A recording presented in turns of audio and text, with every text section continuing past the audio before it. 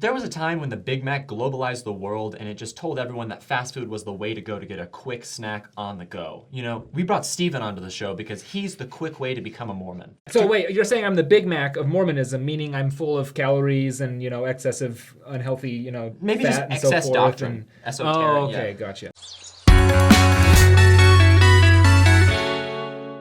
So today we're going to talk about chiasmus in the Book of Mormon, and we brought our scholarly Canadian friend Stephen Smoot back to talk about this. You may be watching this episode and be like, I'm not going to watch this. What is chiasmus?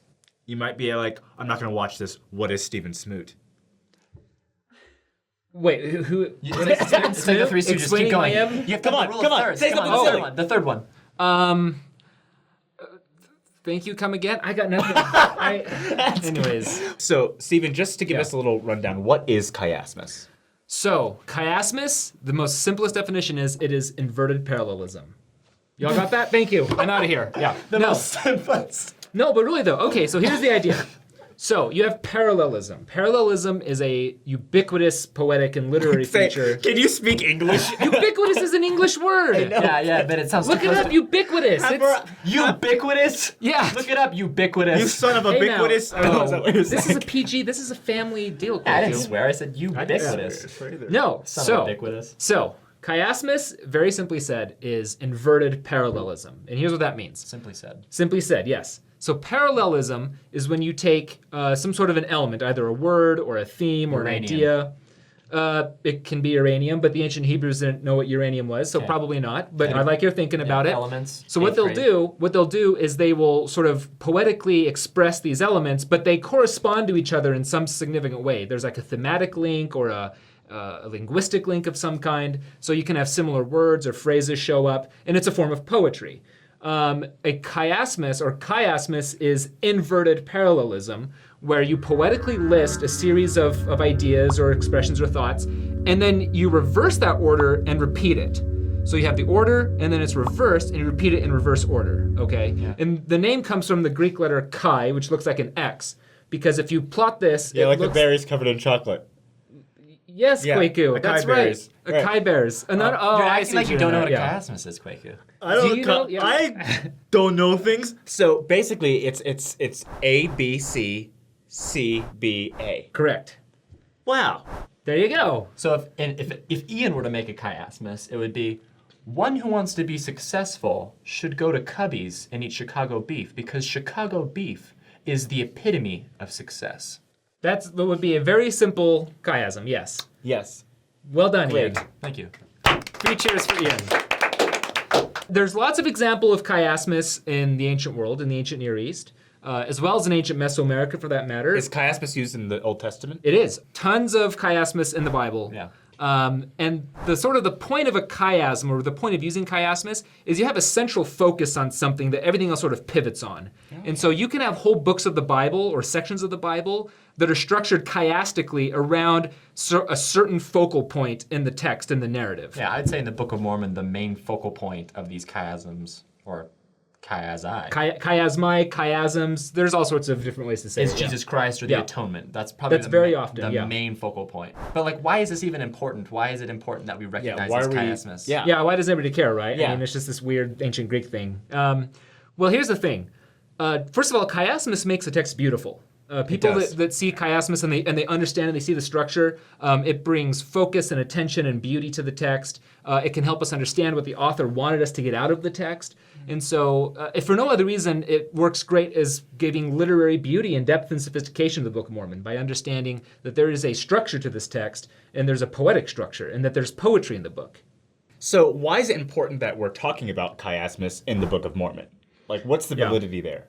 Well, besides just sort of the literary beauty or sophistication that you can get out of understanding or recognizing chiasmus in the Book of Mormon, understanding that there's chiasmus in the Book of Mormon reinforces belief, or is consistent with belief, that this is an ancient Semitic text that is a translation, that it was translated from an ancient text and not composed in modern English.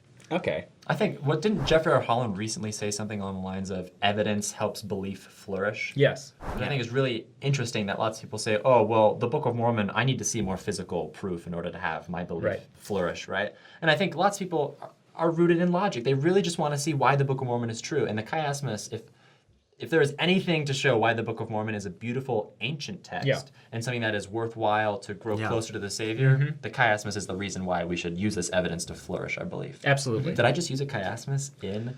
I don't know. That was pretty deep, man. It was in there somewhere. Most pedantic episode we've ever had. So Chiasmus can be random, correct? It can. Just they can. It just happens to people to speak sometimes. Just people, speaking or writing, they can just sort of stumble upon crafting a chiasmus or a chiasm, just sort of randomly or unintentionally. So was chiasmus put into the Book of Mormon intentionally?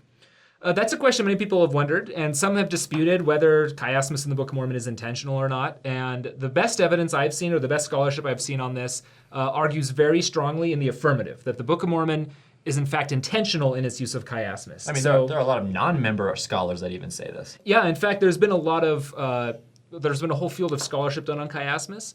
And if you go to chiasmusresources.org, it's a new website that just got launched, you can check out all the scholarship. And there are non-Mormons who are recognizing chiasmus in the Book of Mormon, and they're recognizing what we've been saying here, that this is evidence of its beauty and sophistication. There's one biblical scholar, his name is David Noel Friedman. I believe he's now passed away, but several years ago he was talking with John W. Welch. He's a very famous Mormon scholar. And they were reading Alma chapter 36 together. And Alma chapter 36 is where a very beautiful, sophisticated chiasm appears. And David Noel Friedman, he read this and he said, "You Mormons are very lucky. Your book is very beautiful."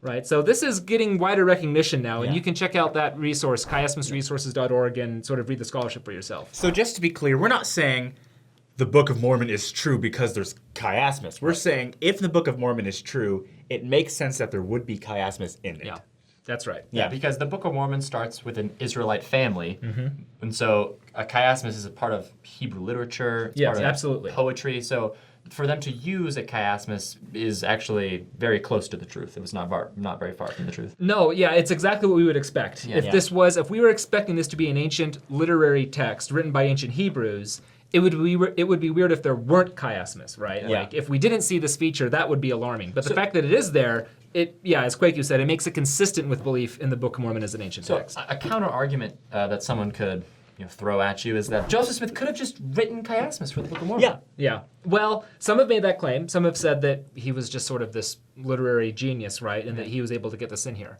Because he went to college. Absolutely. He spent a lot of time at Dartmouth University. Visiting Jerusalem. He did a sabbatical over in Oxford one summer. I think there's a book called Joseph Smith, The Oxford Years, right? Yeah. Somewhere on Amazon, maybe. I think it's actually a short film. Oh, right. So we're being sarcastic with everything. Yeah, this is all sarcasm, by the way, people. Yeah, no. So here's what we do know. Is before Joseph Smith's time, predominantly in Europe, there was an acknowledgement or an understanding of chiasmus and poetic parallelism and these sorts of things we're talking about. There were some scholars in England and Germany who had done work on this. And so, it's conceivable that, I suppose, that Joseph Smith could have in some way had access to this. We know that at least some of this European scholarship made its way to the United States, especially the Eastern Seaboard. We know, for example, Philadelphia published a book that had a discussion about this. So, you might be able to say, well, somehow Joseph Smith kind of stumbled along this and mastered it, right? Yeah. But here's a couple problems with this. So the first problem is you have to look at what resources were immediately available to Joseph Smith in his upstate New York environment, right? And again, John Welch has done the research on this, and he doesn't see any compelling evidence that Joseph Smith could have been immediately informed of or aware of what chiasmus are, okay? That's the first thing. The second thing, it's one thing to know what chiasmus is, like just anybody can kind of know what it is, but you have to be able to actually make chiasmus or make a chiasm, especially to the sophisticated detail that Joseph Smith supposedly does with the Book of Mormon. Because in Hebrew poetry, a chiasmus needs to be sophisticated and beautiful. It's not just writing a couple sentences down and, oh, look, I'm a Hebrew poet. Yeah, you're right. So chiasmus, in order to sort of really qualify the way scholars are talking about it, there's very specific criteria. It's very sophisticated, very intricate. And what we see in the Book of Mormon is these aren't just sort of simple, simplistic phrases or chiasms. They're very complex, very in-depth, very sophisticated. So it's not just that you have to know what the chiasmus is. You have to be able to know how to make a chiasm or multiple chiasms all throughout the Book of Mormon. They have to be sophisticated. They have to meet this criteria that scholars are developing, and they do meet this criteria. So that's another problem. And in addition to all of that, you have to ask yourself, if Joseph Smith himself intentionally wrote the Book of Mormon with chiasmus, why didn't he say anything about them in his lifetime? Yeah. there's never any time where Joseph Smith says, oh, look at this book that has chiasmus in it. See, you should all believe me, right? He never does this. And Joseph Smith didn't have a problem pointing out things he saw as proof of the Book of Mormon. He's like, well, look at this, there's proof. So if he did write in this chiasmus, he would have been like, hey, look, there's chiasmus in this Book of Mormon. That means it's true. You know? Yeah, and he never does that. Back in 1967, there was an Elder Welch. He served his mission in Germany. Yes. Here's the German Book of Mormon right here. Das Book Mormon. So he was reading from a book just like this, and he specifically discovered it for the first time in Mosiah 5. Yeah. And then Alma 36, which was like a huge revelation. Right. Came later. So the story goes like this, and Book of Mormon Central Studios, or BMC Studios, it's a YouTube channel Book of Mormon Central has. We have a video that you can go check out that's about the discovery of chiasmus in the Book of Mormon that gives a nice little rundown of it. But basically the story goes like this. Elder Welch was made aware of what inverted parallelism or chiasmus is by a Roman Catholic priest who is very scholarly, very learned. And Elder Welch thought to himself, if it's in the Bible, and the Bible is an ancient Semitic book, then it must be in the Book of Mormon. And so for his morning study one morning, he turned to Mosiah 5. And again, this was all in German, by the way. So here's a plug for everybody to study German like I did at BYU. That's great. But he turned to Mosiah 5, and he discovered it right there, beginning in verses 10 through 12. And he specifically noticed that the word Übertretung in German, which means transgression, was stacked right on top of each other in the way it was printed in the book. And that sort of sparked his recognition that this could be a chiasm. And so he did more reading, and it turns out it is. And it's a very nice, almost perfectly symmetrical, perfectly balanced chiasm. And this got him really excited. He says he jumped out of bed, and he was super excited to tell his companion and everybody that he saw around him. And that set him on this path to study it more in depth. Right. And that's why he discovered it later in Alma 36 and many other passages. Now let's give some cool examples of chiasmus in the Book of Mormon. All right, so Mosiah 5, verses 10 through 12. It's on page 158. And Ian, you start with verse 10. All right. And now it shall come to pass that whosoever shall not take upon him the name of Christ must be called by some other name. Therefore he findeth himself on the left hand of God.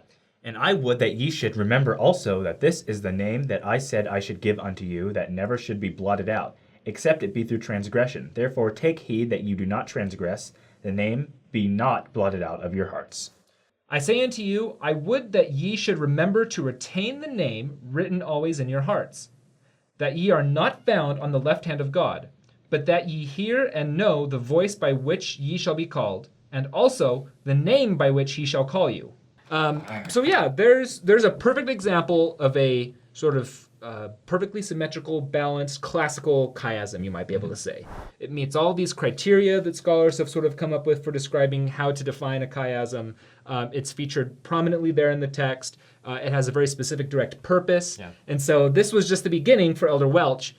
You know, he went on to discover many, many others in the Book of Mormon, and there's been lots of scholarship done on it. So this is what has led people today to realize the book is very beautiful. Mormons don't have ownership over the literary device that is called the chiasmus. It's discovered in the New Testament and the Old Testament and many different types of scriptural literature.